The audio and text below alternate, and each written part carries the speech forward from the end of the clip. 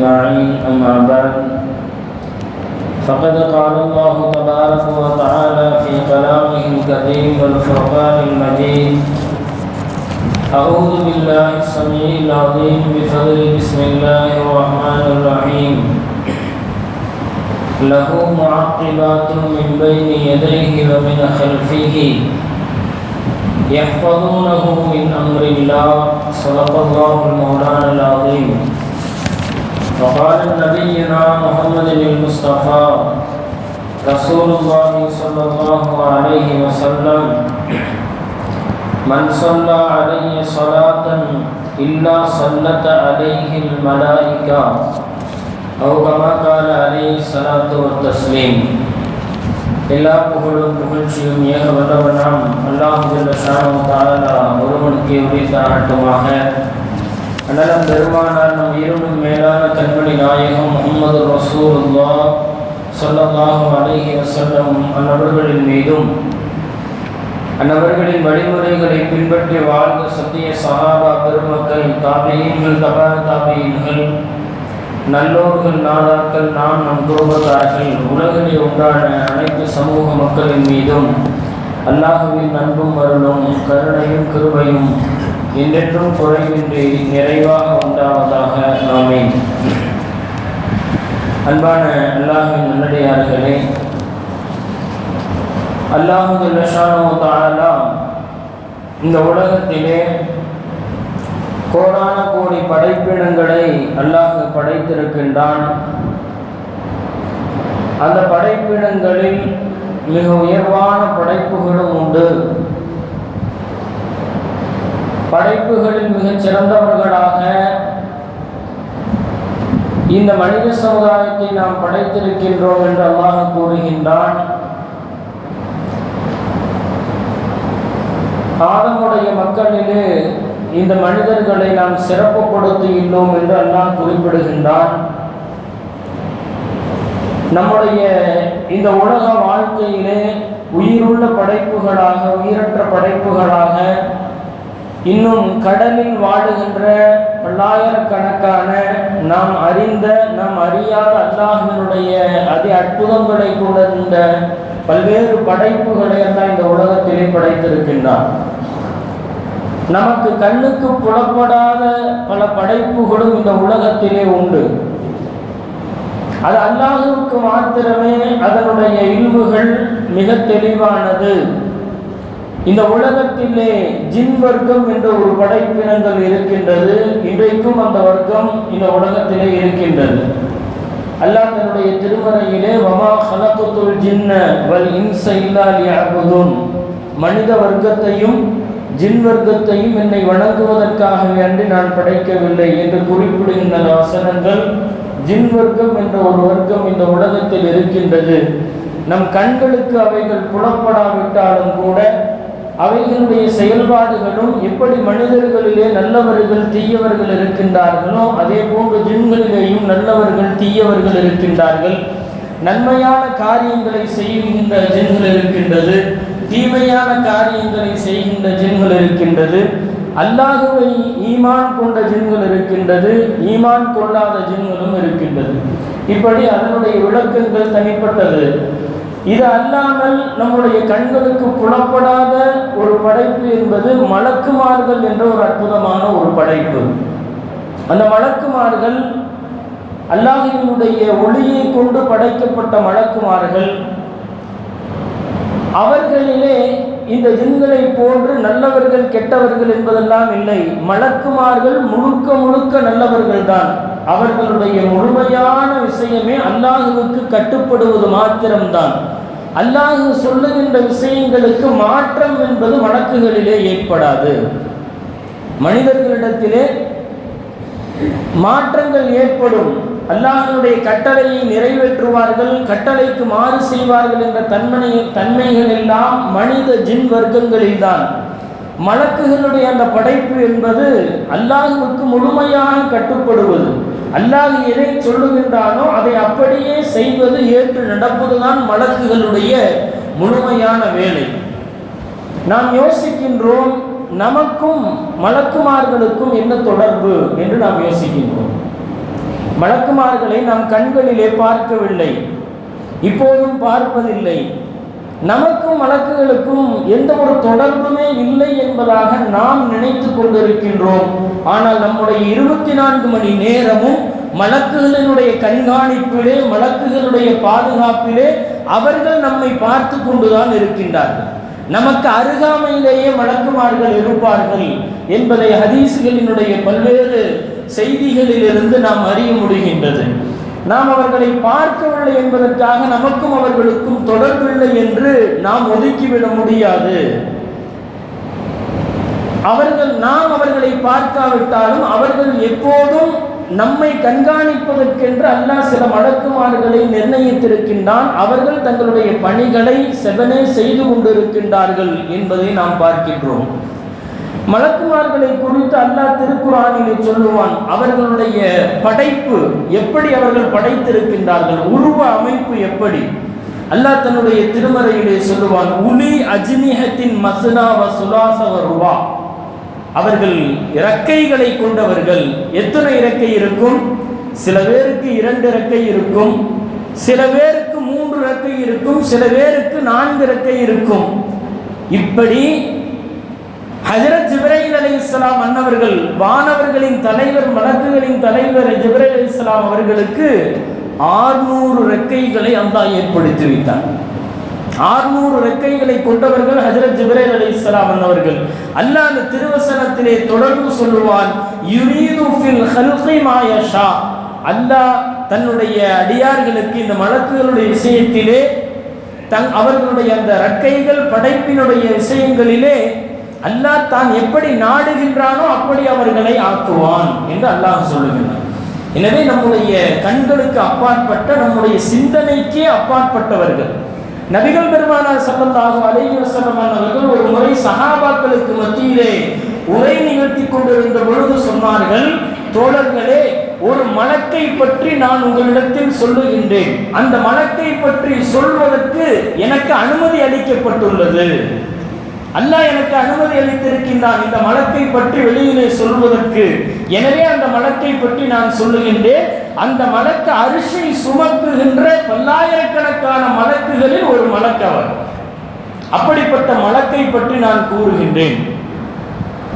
அந்த மலக்கினுடைய காது சோனை இருக்கின்றதே, ஒரு காது சோனைக்கும் அந்த சோனைக்கு அருகாமையில் இருக்கின்ற அவருடைய தோல் புஜத்திற்கும் இடைப்பட்ட பகுதி என்பது 700 ஆண்டுகள் ஒரு மனிதன் பயணம் செய்தால் எவ்வளவு தூரம் இருக்குமோ அந்த அளவுக்கு தூரம் ஒரு காதுக்கும் அவருடைய அந்த தோள்பட்டைக்கும் இடைப்பட்ட பகுதி என்று சொன்னால், அல்லாஹ்வினுடைய குதிரத், அல்லாஹ்வினுடைய வல்லமை, மலக்குகள் என்ற அந்த படைப்பிலே அல்லாஹ்வினுடைய வல்லமையை நாம் பார்க்கின்றோம். இவ்வளவு பெரிய ஒரு உருவம், ஒரு காதுக்கும் சோலைக்கும் புஜத்திற்கும் மத்தியிலே இவ்வளவு பெரிய தூரம் என்று சொன்னால் அவர்களுடைய உடல் அமைப்பு எப்படி இருக்கும்? இதெல்லாம் சாத்தியமா என்று நாம் அறிவை கொண்டு யோசித்தால் அது சாத்தியமாகுமா? அல்லாஹ்வினுடைய படைப்புகள், நாம் இன்றைக்கு 6 அடி 7 அடி இருக்கின்றோம். மனிதனுடைய சராசரியான 6 அடி. ஹஜ்ரத் ஆதம் அலைஹிஸ்ஸலாம் அவர்கள் எவ்வளவு அடி இருந்தார்கள்? ஹஜ்ரத் நூஹ் அலைஹிஸ்ஸலாம் அவர்களுடைய காலத்தில் வாழ்ந்தவர்கள் 500 அடி 600 அடி மனிதர்கள் இருந்தார்கள் என்று சொன்னால், அல்லாஹ்வுக்கு மனிதர்களையே 500 அடி படைக்க முடியும் என்று சொன்னால், மலக்குகளை இவ்வளவு பிரம்மாண்டமாக படைப்பது என்பது அல்லாஹ்வினுடைய குதிரத்துக்கு, அது நம்முடைய சிந்தனைகளுக்கெல்லாம் அப்பாற்பட்டது. இன்றைக்கு கடலிலே வாழுகின்ற பல்வேறு உயிரினங்கள், மிகப்பெரிய திமிங்கலங்கள் 1000 கிலோ 2000 கிலோ எடை கொண்டது என்பதாக மனித கண்களுக்கு புலப்படுகின்றது.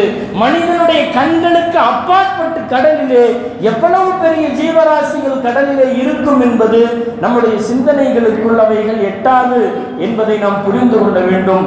அப்படி அல்லாஹ்வினுடைய குதிரத் என்பது நம்முடைய சிந்தனைகளுக்கெல்லாம் அப்பாற்பட்டது என்பதை இந்த மனிதன் புரிந்து கொள்ள வேண்டும். இப்படி நபிகள் நாயகம் ஸல்லல்லாஹு அலைஹி வஸல்லம் அவர்கள் ஒரு மலக்கினுடைய அரிசை சுமக்குகின்ற மலக்குகளில் ஒரு மலக்கினுடைய அந்த காது சோனைக்கும் தோல் புஜத்திற்கும் இடைப்பட்ட விவரத்தை இப்படி விவரித்தார்கள். இன்னொரு ஹதீஸிலே பெருமானார் ஸல்லல்லாஹு அலைஹி வஸல்லம் சொல்லுவார்கள், இந்த உலகத்திலே காபத்துல்லாஹ் ஷரீஃப் எங்கே இருக்கின்றதோ அதற்கு நேர் மேலே 7 வானங்களையும் கடந்து அல்லாஹ்வின் புறத்திலே ஒரு மஸ்ஜித் இருக்கின்றது. அந்த மஸ்ஜிதுக்கு பெயர் மஸ்ஜிதே மஅமூர் என்ற மஸ்ஜித். மஸ்ஜிதே மஅமூர் என்ற மஸ்ஜித் 7 வானங்களை கடந்து அந்த மஸ்ஜிதுக்குள்ளே தினமும் 70,000 மலக்குகள் உள்ளே செல்லுகின்றார்கள் அல்லாஹ்வை வணங்குவதற்காக. தினமும் புதிய புதிய மலக்குகள் உள்ளே செல்லுகின்றார்கள் அல்லாஹ்வை வணங்குவதற்காக. இப்படி அல்லாஹ் இந்த உலகத்தை படைத்ததிலிருந்து, மலக்குகளை படைத்ததிலிருந்து தினமும் 70,000 மலக்குகள் உள்ளே செல்லுகின்றார்கள். சென்ற எவரும் மீண்டும் வெளியே வருவதில்லை. சென்ற எவருமே மீண்டும் வெளியே வருவதில்லை. இப்படி தினமும் 70,000 மலக்குகள் அந்த மஸ்ஜிதே மஅமூர் என்ற அந்த மஸ்ஜிதுக்குள்ளே 70,000 மலக்குமார்கள் செல்லுகின்றார்கள் என்றால் இந்த உலகம் படைக்கப்பட்டு எத்தனை காலங்கள் யுகங்களாக ஆனது.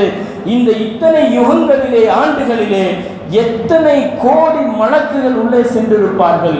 இது அல்லாஹ்வினுடைய மிகப்பெரிய குதிரத்தினுடைய வெளிப்பாடு என்பதை நாம் பார்க்கின்றோம். மிகப்பெரிய குதிரத்தினுடைய வெளிப்பாடு.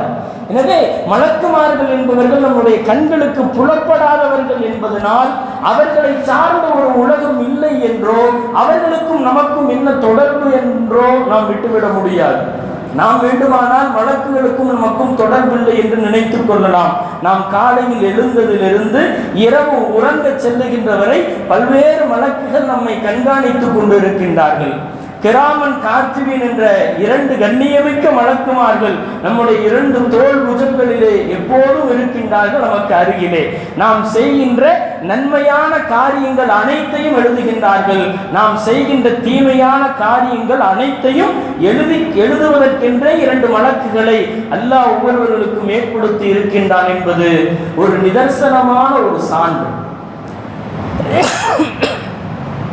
அன்பானவர்களே, நாம் செய்கின்ற எல்லா விஷயங்களும் பதியப்படுகின்றது. ஒருவர் தினமும் 2 ரக்காத்தை தொழுகின்றார், அது பதியப்படுகின்றது. யாருக்கும் தெரியாமல் அதிகாலையிலிருந்து தஹஜ்ஜத்தை நிறைவேற்றுகின்றார், யாருக்குமே தெரியாது, அல்லாஹ்வுக்கு மாத்திரமே தெரிய வேண்டும் என்று அந்த வழக்குமார்கள் அதை எழுதுகின்றார்கள். யாருக்கும் தெரியாமல் செய்யப்படுகின்ற தர்மங்கள் மலக்குகளால் எழுதி அல்லாஹ்விடத்தில் சமர்ப்பிக்கப்படுகின்றது. இப்படி நாம் யாருக்கும் தெரியாமல் செய்யலாம் என்று நினைக்கின்ற நன்மையான காரியங்கள் மாத்திரமல்ல, தீமையான காரியங்களும் கூட எழுதப்படுகின்றது.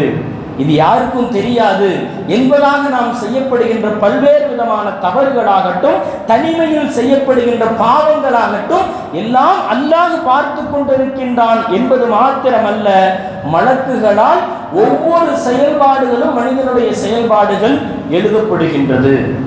இப்படி மலக்குகள் என்பவர்கள் நம்மோடு தொடர்பில் இருப்பவர்கள் தான்.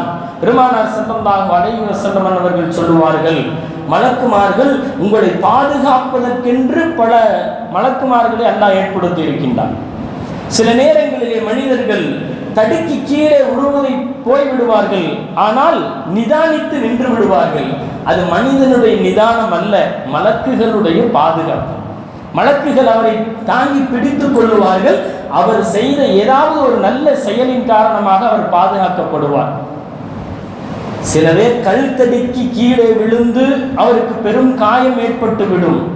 இது மலக்குகளினுடைய பாதுகாப்பு அவருக்கு இல்லை. அவருடைய தீமைகளின் காரணமாக, பாவங்களின் காரணமாக அல்லாஹ் அவருக்குரிய பாதுகாப்புக்குரிய மலக்கை நீங்கள் பாதுகாக்க வேண்டாம் என்று அல்லாஹ் உத்தரவிட்டு இருப்பான். அவருக்கு நடக்க வேண்டிய விபத்துக்கள் நடந்தேறிவிடும். இப்படி மலக்குகள் என்பவர்கள் நம்மோடு உடன் இருப்பவர்கள். ஒருவர் குர்ஆன் ஓதினால் அவருக்கு அருகிலே மலக்கு இருக்கின்றார் என்று பெருமானார் ஸல்லல்லாஹு அலைஹி வஸல்லம் சொன்னார்கள். ஒருவர் குர்ஆன் ஓதினால் அவருக்கு அருகிலே மலக்கு ஒருவர் இருப்பார் கண்டிப்பாக. அவருக்காக துஆ செய்து கொண்டிருப்பார். எந்த அளவுக்கு பெருமானார் ஸல்லல்லாஹு அலைஹி வஸல்லம் சொன்னார்கள், குர்ஆன் ஓதுபவரை கண்டால் அவருக்கு அருகாமையில் நின்று நீங்கள் உங்களுக்கு தேவையான துஆக்களை கேட்டுக்கொள்ளுங்கள். நமக்கு ஏதாவது துஆ செய்யணும்னா நம்ம குர்ஆன் ஓதணும் என்பது ஒரு விஷயம். ஒருவர் குர்ஆன் ஓதுகின்றார் என்றால் அவருக்கு அருகாமையில் நின்று நாம் துஆ செய்தால் அந்த துஆ கபூலாகும் என்றார்கள். ஏனென்றால் அங்கே மலக்கு நின்று துஆ செய்து கொண்டிருக்கின்றார். மலக்குகள் இருக்கின்ற சபை துஆ கபூலாகும் சபை என்றார்கள் பெருமானார் ஸல்லல்லாஹு அலைஹி வஸல்லம் அவர்கள். எனவேதான் லைலத்துல் கத்ரினுடைய இரவு, ரமலானினுடைய லைலத்துல் கத்ரினுடைய இரவிலே ஜிப்ரீல் அலைஹிஸ்ஸலாம் அவர்களும் மலக்குமார்களும் வந்து இறங்குகின்றார்கள். அந்த இரவு துஆ கபூலாகக்கூடிய இரவு என்பதை நாயகம் ஸல்லல்லாஹு அலைஹி வஸல்லம் சொன்னார்கள். இந்த அளவுக்கு மலக்குகளோடு ஒன்று இருக்கின்ற நாம், நம்முடைய வீடுகளுக்கு மலக்குமார்கள் வருவார்கள், நாம் அவர்களை அறிய மாட்டோம். நம்முடைய வீடுகளிலே ஏதாவது ஒரு நன்மையான காரியங்கள் செய்கின்ற பொழுது, ஒரு தான தர்மங்கள் வழங்குகின்ற பொழுது, நாம் வெளியிலே ஒன்றை கொடுக்கின்ற பொழுது மலக்குமார்கள் பரக்கத்தை நம்முடைய வீடுகளுக்கு கொண்டு வருவார்கள். நாம் வீடுகளிலே குர்ஆன் ஓதுகின்ற பொழுது மலக்குமார்கள் பரக்கத்தையும் ரஹ்மத்தையும் நம்முடைய வீடுகளுக்கு கொண்டு வருவார்கள். நம்முடைய வீட்டோடு தொடர்பில் இருப்பவர்கள், நம்மை பாதுகாப்பதற்கென்று தொடர்பில் இருப்பவர்கள், நமக்காக ஒவ்வொரு நேரங்களிலும் துஆ செய்பவர்கள் மலக்குமார்கள். இன்னும் ஒருபடி மேலே சொல்லலாம், இந்த உலகத்தில் மாத்திரமல்ல, இந்த உலகத்திலே ஒரு குழந்தை பிறக்கின்ற பொழுது அந்த குழந்தை பிறப்பதற்கு முன்பிருந்தே மலக்கு ஒரு குழந்தையோடு தொடர்பில் ஆகிவிடுகின்றார். ஒரு கரு ஒரு தாயினுடைய வயிற்றில் உருவாகின்ற பொழுது ஒரு மலக்கு அந்த குழந்தைக்கென்ற ஒரு மலக்கை அல்லாஹ் நிர்ணயித்து விடுகின்றான். அந்த மலக்கு கேட்பார் அல்லாஹ்விடத்தில், யா அல்லாஹ், இத்தனை நாட்கள் ஆகிவிட்டது, இந்த கருவை வளர்ச்சி அடைய செய்வதா அல்லது அப்படியே அழித்து விடுவதா என்று அல்லாஹ்விடத்தில் உத்தரவு கேட்கின்றார். அல்லாஹ் உத்தரவு வழங்கினால் அடுத்த ஸ்டேஜுக்கு அந்த குழந்தையினுடைய நகர்வு வயிற்றிலே வளர்கின்றது. இப்படி படிப்படியான அனுமதியை கேட்டு அந்த குழந்தையை அந்த மலக்கு வளர்க்கின்றார். அந்த குழந்தையினுடைய விதியையும் அந்த குழந்தை வயிற்றில் இருக்கின்ற பொழுதே அல்லாஹ் எழுதுகின்றான். அந்த மலக்கு அல்லாஹ்விடத்திலே கேட்கின்றான், யா அல்லாஹ், இவரை சீதேவியாக எழுதுவதா அல்லது துர்பாக்கியவானாக எழுதுவதா? இந்த குழந்தை எப்படி வளர வேண்டும்? அல்லாஹ் எல்லாவற்றையும் முன்கூட்டியே அனைத்தையும் முடிவு செய்து ஒரு குழந்தையை அனுப்புகின்றான். அல்லாஹ் எப்படி சொல்லுகின்றானோ அப்படி அந்த குழந்தையினுடைய கலா கதிர் விதி எழுதப்படுகின்றது. இவனை நல்லவன் என்று எழுதுங்கள் என்றால் நல்லவன், அவனை தீயவன் என்று எழுதுங்கள் என்று சொன்னால் தீயவன். இப்படி ஒரு குழந்தை பிறக்கின்ற ஆரம்பத்திலிருந்தே மலக்குக்கும் மனிதருக்கும் உண்டான தொடர்பு ஆரம்பித்து வாழ்க்கை முழுவதும் மனிதன் மலக்குகளின் தொடர்பிலேயே இருக்கின்றான். ஆனால் மலக்குகளை பார்க்க முடியாது. எதுவரை நம்முடைய உயிர் இந்த உலகத்திலே பிரிகின்ற பொழுது ஹஸரத் இஸ்ராயில் அலைஹிஸ்ஸலாம் அன்னவர் என்ற மலக் நம்முடைய உயிரை பிரிக்கின்ற அந்த நேரத்தில் மலக்குமார்கள் கண்ணுக்கு தெரிவார்கள். அந்த தருணம் இருக்கின்றதே, இந்த உலகத்திலே இருந்து ஒரு மனிதன் விடைபெறுகின்ற அந்த தருணம், இந்த உலகத்தில் இருந்து மனிதனுடைய தொடர்புகள் எல்லாம் முடிந்து விட்டது என்று மறுமையினுடைய தொடர்புக்கு ஒரு மனிதன் தயாராகின்ற நேரத்திலே ஒரு நேரம் வரும். அந்த நேரத்திலே நம்மால் பேச முடியாது, பேசினாலும் மற்றவர்களுக்கு கேட்காத அப்படிப்பட்ட ஒரு நேரம் வரும். நம்மை சுற்றி புது முகங்களாக இருக்கும். அவர்களை இதுவரை நாம் பார்த்திருக்க மாட்டோம். நமக்கு என்ன நடைபெறுகின்றது என்பதே நாம் நிதானித்துக் கொள்ள முடியாத ஒரு நிலை வரும். அப்படிப்பட்ட அந்த நிலையிலே நல்லடியார்களுடைய மரணம் என்று வருகின்ற பொழுது மலக்குமார்கள் மலர் தூவி வரவேற்பதை போன்று அணி அணியாக நின்று ஒரு நல்லடியாரை வரவேற்பார்கள். வாருங்கள், அல்லாஹ்விடம் நீங்கள் மீளுகின்ற இந்த நேரம் வந்துவிட்டது என்று அவரை அன்போடு அழைத்துக் கொள்வார்கள் மலக்குமார்கள். ஒரு பாவியாக இருந்தால், மார்க்கத்தினுடைய கட்டளைகளை மீறுபவராக பாவியான ஒரு அடியானினுடைய ரூஹ் பிடிங்கப்படுகின்ற பொழுது அவனுடைய திடுக்கம், அந்த மலக்குமார்களை பார்த்த அந்த திடுக்கம் இருக்கின்றதே, இதுவரை வாழ்க்கையில் அவர் அப்படி பயந்திருக்க மாட்டார். எந்த மனிதனும் அப்படி பயப்பட முடியாத உலக வாழ்க்கையிலே அப்படிப்பட்ட ஒரு திடுக்கான நேரம் என்பது ஒரு கெட்டவனினுடைய தீயவனுடைய இறுதி நேரத்திலே அவன் அனுபவிப்பான். அல்லாஹ் பாதுகாப்பானாக. அப்படிப்பட்ட அந்த மலக்குமார்கள் வருகின்ற பொழுது இந்த பூமிக்கு பாரமான அடியானே வா என்று அழைப்பார். இந்த பூமிக்கு பாரமான அடியானே வா என்பதாக அவனுக்கு சுப செய்தியான வருகை அல்ல, இழிவான வருகையாக அவனை அழைத்து செல்வார்கள் மலக்குமார்கள். இப்படி மலக்குமார்களுடைய தொடர்பு என்பது ஒரு குழந்தை, ஒரு மனிதனுடைய பிறப்பு முதல் இறப்பு வரை மாத்திரமல்ல, கபரிலே கொண்டு போய் வைக்கப்பட்ட பின்பு எல்லா மனிதர்களும் திரும்பி வந்த பின்பு 2 மலக்குமார்கள் வருவார்கள். அவர்களுடைய அந்த கேள்வி கணக்குக்கு மனிதன் பதில் சொல்லியாக வேண்டும். இப்படி மலக்குமார்கள் என்பவர்கள் ஒரு மனிதனுடைய வாழ்வு முழுவதும் அவனுடைய எல்லா தருணங்களிலேயுமே மலக்குமார்கள் உடன் இருப்பவர்கள். அவர்களுடைய குதிரத் பேராற்றல், அவர்களுடைய படைப்பினுடைய பேராற்றல் நாம் கூறினோம் அல்லவா? அல்லாஹ் தன் நாடிய மலக்குகளுக்கு எத்தனை இறக்கைகளை கொடுக்க வேண்டும் என்பதை அவன் முடிவு செய்தான். பெருமானார் ஸல்லல்லாஹு அலைஹி வஸல்லம் அவர்கள் சொல்லுவார்கள், என்னுடைய வாழ்க்கையிலே பல முறை ஹஜ்ரத் ஜிப்ரீல் அலைஹிஸ்ஸலாம் அவர்களை நான் பார்த்திருக்கின்றேன், சந்தித்திருக்கின்றேன், வஹி அருளப்பட்டிருக்கின்றது. ஆனால் 2 முறை மாத்திரமே ஜிப்ரீலை அவருடைய அசல் தோற்றத்திலே நான் பார்த்தேன் என்று சொன்னார்கள் நபிகள் பெருமானார் ஸல்லல்லாஹு அலைஹி வஸல்லம் அவர்கள். ஒன்று சிதறத்துல் முன்தஹா மிஅராஜினுடைய நேரத்திலே அசல் தோற்றத்திலே 600 ரெக்கைகளோடு ஹஜ்ரத் ஜிப்ரீல் அலைஹிஸ்ஸலாம் அவர்களை பெருமானார் ஸல்லல்லாஹு அலைஹி வஸல்லம் பார்த்தார்கள். இன்னொன்று முதலிலே வஹி அருளப்பட்ட பொழுது அசல் தோற்றத்திலே எந்த ஜிப்ரீலை பார்த்து நடுநடுங்கினார்களோ பெருமானார் ஸல்லல்லாஹு அலைஹி வஸல்லம் அவர்கள், அந்த நேரத்திலே இந்த 2 நிலைகளில் நான் ஜிப்ரீல் அலைஹிஸ்ஸலாம் அவர்களை அவர்களுடைய அசல் தோற்றம் 600 ரெக்கைகளோடு பார்த்தேன். ஜிப்ரீல் அலைஹிஸ்ஸலாம் அவர்களுடைய தோற்றம் எப்படி இருந்திருக்கும் என்று யோசித்து பாருங்கள். 600 ரெக்கைகளை விரித்தவன், அதிலே ஒரு ரெக்கையை கொண்டுதான் ஹஜ்ரத் லூத் நபி அலைஹிஸ்ஸலாம் அவர்களுடைய சமுதாயம் பாவம் செய்த பொழுது அவர்களை அல்லாஹ் அழிக்க முற்பட்டு ஜிப்ரீல் அலைஹிஸ்ஸலாம் அவர்களை அல்லாஹ் அனுப்புகின்றான். இந்த சமுதாயத்தை புரட்டி விடுங்கள் என்று அனுப்பினான். ஜிப்ரீல் அலைஹிஸ்ஸலாம் வந்தார்கள். தங்களுடைய 600 ரெக்கைகளில் ஒரே ஒரு ரெக்கையை விரித்து அந்த ஊர் மக்களை அப்படியே திருப்பி போட்டார்கள் என்று வரலாறு சொல்லுகின்றனர். லூத் நபியினுடைய அந்த கூட்டம் அழிக்கப்பட்ட வரலாறு. இப்படி மலக்குகளுடைய பிரம்மாண்டம் என்பது அல்லாஹ்வினுடைய குதிரத்துக்கு உட்பட்ட விஷயங்கள் அவைகள் எல்லாம். அப்படிப்பட்ட மலக்குமார்கள் நமக்காக உதவிக்காக இருப்பார்கள். அல்லாஹ் சொல்லுகின்றான், லஹு முஅக்கிபாத்தும் மின் பைனி யதைஹி வ மின் ஹல்ஃபிஹி யஹ்ஃபதுனஹு மின் அம்ரில்லாஹ். மலக்குமார்கள் நம்முடைய வலதுபுறம் நம்முடைய இடதுபுறம் என்று நம்மை சுற்றி பாதுகாப்பு, யஹ்ஃபதுனஹு, அந்த மனிதனை அவர்கள் பாதுகாப்பார்கள், மின் அம்ரில்லாஹ், அல்லாஹ்வினுடைய அந்த உதவியை கொண்டும் அல்லாஹ்வினுடைய அந்த ஏவலை கொண்டும் ஒவ்வொரு மனிதனையும் பாதுகாக்கின்ற மலக்குமார்கள் வலதுபுறத்திலேயும் இடதுபுறத்திலேயும் இருக்கின்றார்கள் என்று திருக்குர்ஆனில் அல்லாஹ் சொல்லித் தருவான். பல்வேறு விதமான இன்னல்களில் இருந்து மனிதனை பாதுகாப்பார்கள்.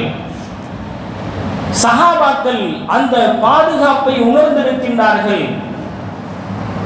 நபி ஸல்லல்லாஹு அலைஹி வஸல்லம் அவர்கள் சஹாபாக்களுக்கு துஆ செய்திருக்கின்றார்கள், யா அல்லாஹ் இன்னல்லாஹ யுஅய்யிது ஹஸ்ஸான பிரூஹில் குதுஸ்.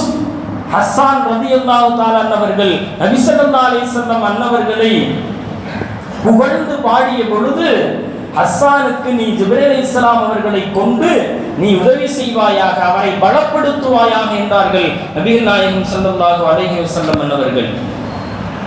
நபி ஸல்லல்லாஹு அலைஹி வஸல்லம் அவர்களை அபூ ஜஹல் ஒரு முறை தாக்க வந்த பொழுது மிகப்பெரிய ஒரு தீயினாலான ஒரு மிகப்பெரிய அகழியை ஏற்படுத்தினான். அல்லாஹ் மலக்குகளை வைத்து ஏற்படுத்தினான். அபூ ஜஹல் பெருமானார் ஸல்லல்லாஹு அலைஹி வஸல்லம் அவர்கள் தாக்க முற்பட்டு வந்து விரண்டோடி சென்றான். அபூ ஜஹலினுடைய கூட்டத்தாரெல்லாம் தோழர்கள் எல்லாம் கேட்டார்கள், அபூ ஜஹலே, முஹம்மதை அழிப்பதற்காக சென்றீர்கள், ஓடோடி வருகின்றீர்கள் என்று சொன்ன பொழுது, முஹம்மதுக்கு முன்பாக மிகப்பெரிய தீ நெருப்பிலான அகழியை நான் பார்த்தேன். பெருமானார் ஸல்லல்லாஹு அலைஹி வஸல்லம் அவர்கள் இந்த செய்தியை கேட்டுவிட்டு சொன்னார்கள், அபூ ஜஹல் நெருங்கி இருந்தால் அவனுடைய ஒவ்வொரு எலும்பையும் மலக்குமார்கள் தனித்தனியாக மலக்குமார்கள் பிரித்திருப்பார்கள் என்று சொன்னார்கள் நபிகள் பெருமானார் ஸல்லல்லாஹு அலைஹி வஸல்லம் அவர்கள். இப்படி மலக்குமார்கள் நம்மை பாதுகாப்பதற்காக பெருமானார் ஸல்லல்லாஹு அலைஹி வஸல்லம் சொன்னார்கள், லிகுல்லி அபுதின் ஹஃபலா, ஒவ்வொரு மனிதனையும் பாதுகாக்க ஒரு மலக்குகள் இருக்கின்றார்கள். யஹ்ஃபதுனஹு லா யஹ்ரி அலைஹி ஹாயித்துன், எப்படியெல்லாம் பாதுகாக்கின்றார்கள்? கீழே விழுந்து விடாமல் மனிதனை பாதுகாக்கின்றார்கள். கிணற்றிலே தவறி விழுந்து விடாமல் மனிதனை பாதுகாக்கின்றார்கள். உயிரினங்கள் சிங்கம் போன்ற பெரும் உயிரினங்கள் தின்றுவிடாமல் மனிதனை பாதுகாக்கின்றார்கள். நீரிலே விழுந்தாலும் ஒரு மனிதன் நீரிலே தத்தளித்து வெளியே வருகின்றான் என்றால் அவனை மலக்குகள் பாதுகாப்பாக வெளியிலே கொண்டு வந்து விடுகின்றார்கள். நெருப்பிலே ஒருவன் விழுந்தும் அவன் தத்தளித்து வெளியே வந்தான் என்றால் அவனுடைய திறமையால் அவன் வரவில்லை, மலக்குகள் அவனை வெளியிலே கொண்டு வந்து விட்டார்கள் என்பதை பெருமானார் ஸல்லல்லாஹு அலைஹி வஸல்லம் அவர்கள் நமக்கு பதிவு செய்து தந்திருக்கின்றார்கள். இப்படி மலக்குமார்கள் என்பவர்கள் நம்மோடு உடன் இருப்பவர்கள். எப்பொழுதெல்லாம் மலக்குகள் நம்மோடு இருப்பார்கள், மலக்குகளுடைய தொடர்பு எப்பொழுதெல்லாம் அதிகமாகும்? பெருமானார் ஸல்லல்லாஹு அலைஹி வஸல்லம் அவர்கள் சொன்னார்கள், குர்ஆன் ஓதுகின்ற சபைகளில் ஒருவர் குர்ஆன் ஓதினால் உங்களோடு மலக்கு இருக்கின்றார் என்றதை தெரிந்து கொள்ளுங்கள். எனவேதான் குர்ஆன் ஓதப்பட்டு கேட்கப்படுகின்ற துஆ கபூலாகும் என்று சொன்னால் அது குர்ஆனுக்குரிய சிறப்பும் ஒன்று, இன்னொன்று அந்த இடத்திலே மலக்கு இருக்கின்றார். இன்னொன்று, திக்ரினுடைய சபைகளிலே மஜ்லிஸ்களிலே மலக்குமார்கள் வருகை தருகின்றார்கள். வந்து அந்த சபையில் கலந்து கொண்டவர்களுக்காக இப்படி துஆ செய்வதாக பெருமானார் ஸல்லல்லாஹு அலைஹி வஸல்லம் சொல்லுவார்கள், யா அல்லாஹ், இந்த சபையிலே கலந்து கொண்ட இந்த மக்களின் பாவங்களை மன்னித்து அவர்களுடைய பாவங்களை நன்மையாக நீ மாற்றி தருவாயாக என்று துஆ செய்வார்கள். லைலத்துல் கத்ரினுடைய இரவிலே மலக்குமார்கள் வருகை தந்து இந்த அடியார்களுடைய துஆக்களுக்கு ஆமீன் சொல்லுகின்றார்கள். மார்க்க கல்வியை பயிலுகின்ற மாணவர்கள் அவர்களோடு மலக்குகள் இருக்கின்றார்கள். எனவேதான் மார்க்க கல்வியை, குர்ஆனினுடைய கல்வியை படிப்பவர்கள் மலக்குகளின் ரெக்கைக்கு கீழே இருக்கின்றார்கள் என்று நாம் சொல்லுகின்றோம். இப்படி ஒரு நற்காரியங்கள் எங்கேயெல்லாம் நடைபெறுகின்றதோ அங்கேயெல்லாம் மலக்குமார்கள் நமக்காக துஆ செய்பவர்களாக, நமக்காக நம்மை பாதுகாப்பவர்களாக நம்மோடு இருக்கின்றார்கள் என்பதை நாம் புரிந்து கொள்ள வேண்டும். எனவே அன்பானவர்களே, அப்படிப்பட்ட மலக்குமார்கள் அல்லாஹ்வினுடைய கட்டளைகளை மாத்திரமே நிறைவேற்றுவதற்காக நியமிக்கப்பட்ட மலக்குமார்கள் நம்மோடு இருக்கின்றார்கள். அவர்கள் நம்மோடு இருந்து நமக்காக அவர்கள் துஆ செய்ய வேண்டும் என்று சொன்னால் நாம் நன்மையான காரியங்களை, குர்ஆன் ஓதுதலை அதிகப்படுத்த வேண்டும். இன்றைக்கு வீடுகளிலே நிறைய பிரச்சனைகள் இருக்கின்றது. வியாபாரங்கள் இல்லாத சூழ்நிலை, வீடுகளிலே பல்வேறு விதமான நோய்கள், கணவன் மனைவிக்குள்ளே பல்வேறு விதமான சண்டைகள், குடும்பத்தாருக்குள் பல்வேறு விதமான பிரச்சனைகள். குர்ஆன் எந்த வீட்டிலே ஓதப்படவில்லையோ அந்த வீட்டுக்கு ரஹ்மத் வந்து சேராது.